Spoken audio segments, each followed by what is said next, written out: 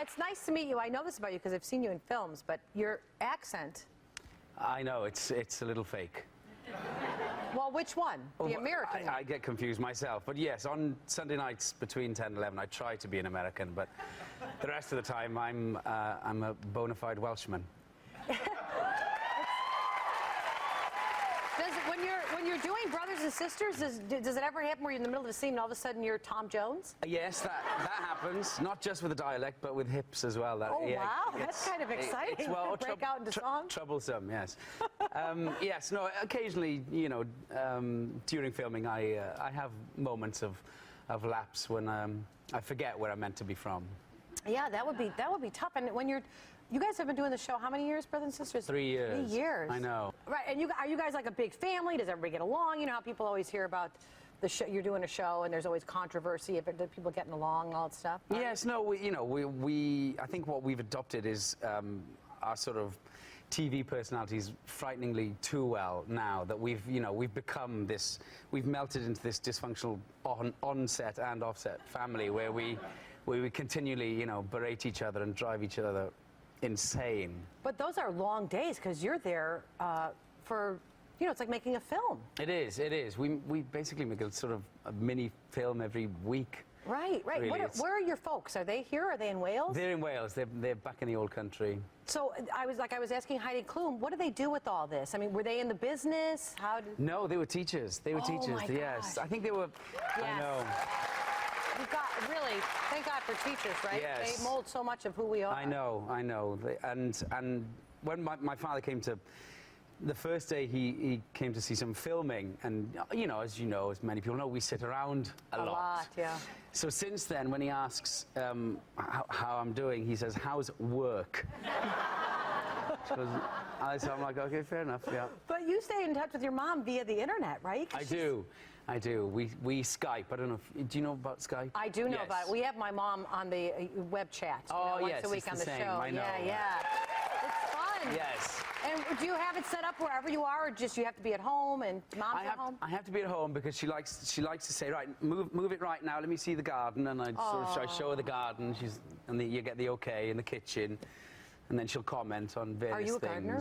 I'm not, no, but she'll make the comments like that needs to. She wants to. Oh. Yeah, that needs trimming, and she's very hands-on, thousands of miles away. So that's like a typical conversation with your mom. Yes. She goes, let me see the house, and I go, oh God.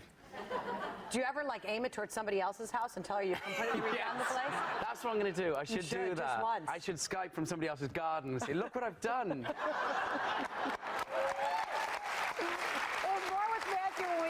We'll be right back.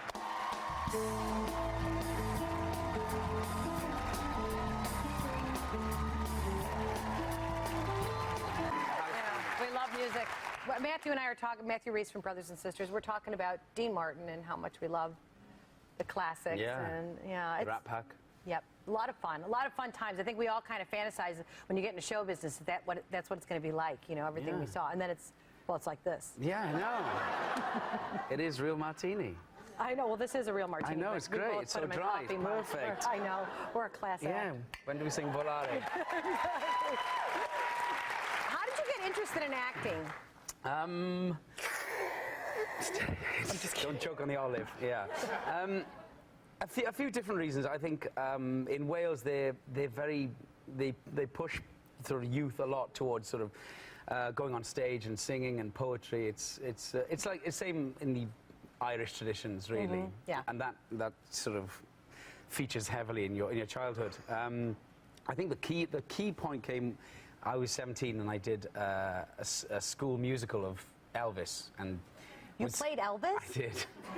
I did. That's fantastic. I know. At the tender age of 17, I played the king of rock and roll. It's sort of funny. It's like I remember we also did a production of 12 Angry Men, and it's funny having sort of 13-year-old boys, So it's the same as Elvis, I'm 17 in a fat suit, with with a cape They and gave you a everything. fancy- They did.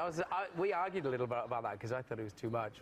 But So you played Elvis in the later years? I did every stage. I started. You played? Wow. I know. What kind of production was this? I thought you went out and sang Hound Dog or something. No. It was, they get into their school productions where I was from.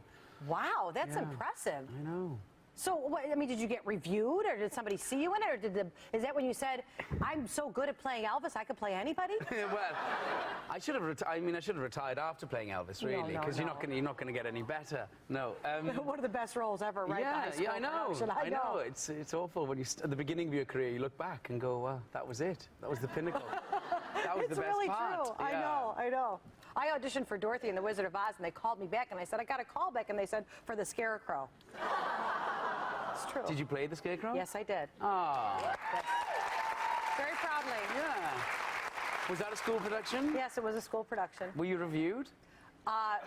No, not officially. Oh. What did the unofficial review say? Oh, it was okay. What did your mother say? Oh, well, your mom's always encouraging. Yes. Right, moms? Yes. Like your mom's like that with you. Yes. Your mom encourages you because she wants grandkids, doesn't she? Yeah. I'm sorry, I had to bring it up. I'm doing it for her mom's sake. No, that's part of the Sunday Skype chat. In fact, it's usually the leading question. Have you met anyone? Does she No, really? that was I only spoke to you 6 days ago. Hey, that could happen in 6 days. I know, and yes, that's true. What do you look for in a gal? I think primarily sense of humor. Yeah. I think that's what I'm always attracted to. I think so. It's true. I know, when the newness wears off, and if you could have that humor in common, Yeah. and values, of Yes, course, some of course. shared values, that's Yes. important. Yeah.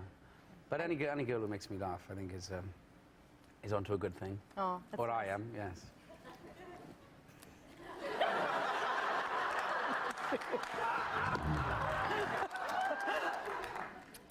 You have a new movie opening, I do. perfectly titled "The Edge of Love." I know. That's what I keep telling my mother. I'm just on the edge of it. There you go. Yeah. So tell us about it, because you play Dylan Thomas, the poet. I do. Which was... It's beautifully shot. It is. Cinematically, it's so Oh, pretty. It's stunning. And we were fortunate enough to shoot in Wales for the the majority of it, so that was fantastic. But it was kind of terrifying, to play one of your real a literary hero of mine, and Wales is tiny anyway. There's not many Welsh people, let alone Welsh literary heroes, to sort of play the sort of... So when you're shooting there, people are they going crazy because you're a hometown kid? And Yeah, the Dylan Thomas was strange because, the reaction was so intense to it. So many people have an idea of who he is and what he Right. should be and how he should be played. Like my father said, don't mess this one up. And you're like, oh, geez. yeah, you're like, oh God, okay, I'll try not to. And people tell you, people come up and impart how they think you should be playing him. And, a little of that was in the reviews, everyone has an idea of who he should be. And at the end of the day, you just have to make your choices and go, okay, well, I'm going to play him this way.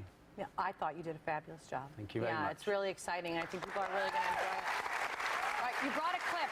Can you set it up? Do you know what clip we're going to see? Yes, I think you see me and Keira Knightley on a beach as I begin to try and woo her back. Right. Okay, here we go. Nice work, Matthew. Thank you. Good. That was actually the first day of shooting, and it was very, very close to where my mother's from and where her family from. And she said, I'm going to come down, I'll come down. Oh, how exciting And for her. I said, okay, great, come down sometime during the day. And just to the left of where we were, there was like a long breakwater.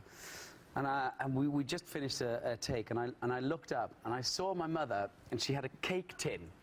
And she's like this. That's fantastic. Yeah, I know. What did Keira say? Keira said, who's that? And I went, that's my mother with a cake. And you know what? I think forever you treasure that you were able to ever say that. I will. Things Yeah. I thought I'd never say to Keira Knightley. Yeah. Yeah. Pretty special. Your mom's pretty great. I know. Yeah. Bless It was her. so great to meet you, Matthew. Lovely. And don't forget Bethany. Okay, before this. The Edge of Love is in theaters this Friday, March 20th, and Brothers and Sisters, as you know, airs Sunday nights on ABC. We'll be right back.